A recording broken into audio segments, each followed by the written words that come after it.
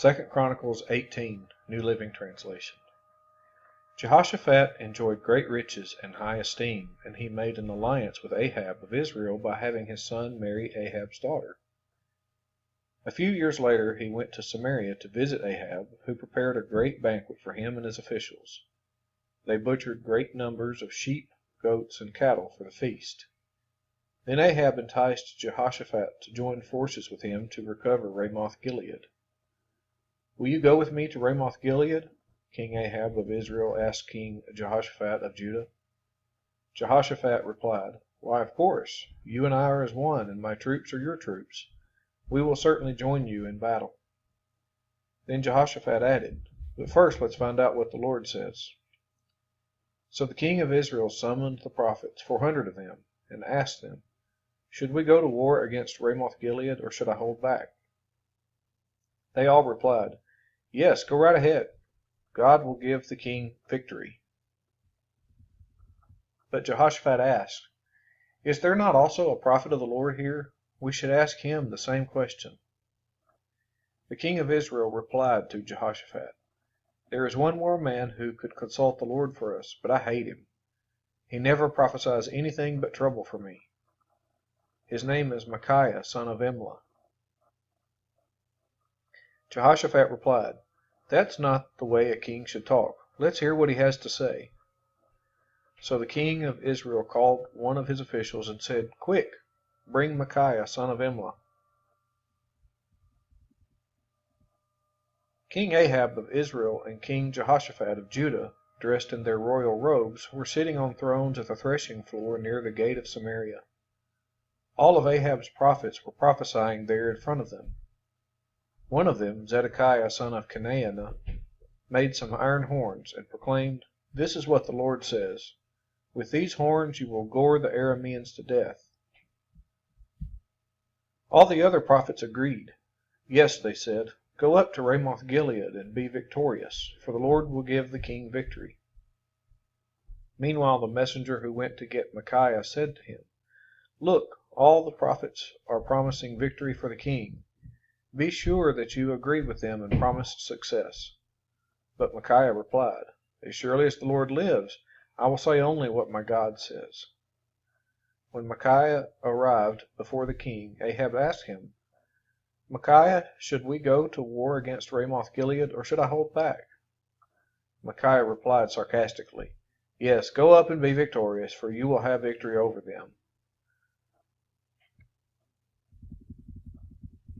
But the king replied sharply, "How many times must I demand that you speak only the truth to me when you speak for the Lord?" Then Micaiah told him, "In a vision I saw all Israel scattered on the mountains, like sheep without a shepherd. And the Lord said, 'Their master has been killed. Send them home in peace.'" "Didn't I tell you," the king of Israel exclaimed to Jehoshaphat, "he never prophesies anything but trouble for me?" Then Micaiah continued, "Listen to what the Lord says. I saw the Lord sitting on his throne with all the armies of heaven around him, on his right and on his left. And the Lord said, 'Who can entice King Ahab of Israel to go into battle against Ramoth-Gilead so he can be killed?' There were many suggestions, and finally a spirit approached the Lord and said, 'I can do it.' 'How will you do this?' the Lord asked. And the spirit replied, 'I will go out and inspire all of Ahab's prophets to speak lies.' 'You will succeed,' said the Lord. 'Go ahead and do it.'"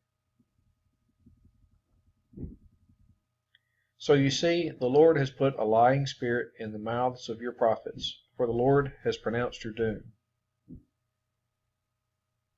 Then Zedekiah son of Chenaanah walked up to Micaiah and slapped him across the face. "Since when did the Spirit of the Lord leave me to speak to you?" he demanded.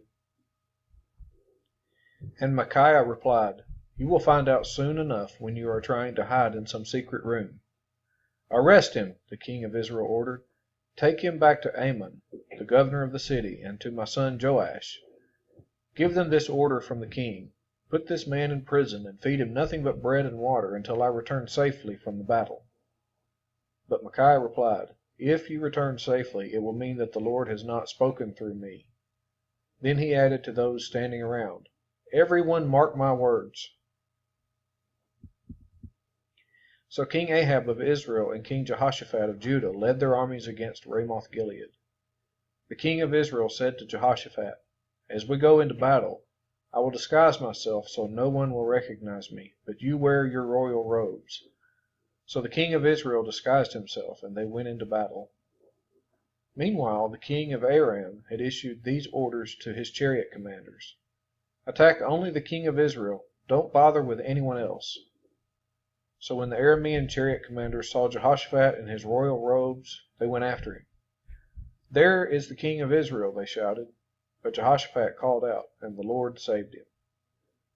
God helped him by turning the attackers away from him. As soon as the chariot commanders realized he was not the king of Israel, they stopped chasing him. An Aramean soldier, however, randomly shot an arrow at the Israelite troops and hit the king of Israel between the joints of his armor. "Turn the horses and get me out of here," Ahab groaned to the driver of the chariot. "I'm badly wounded." The battle raged all that day, and the king of Israel propped himself up in his chariot facing the Arameans. In the evening, just as the sun was setting, he died.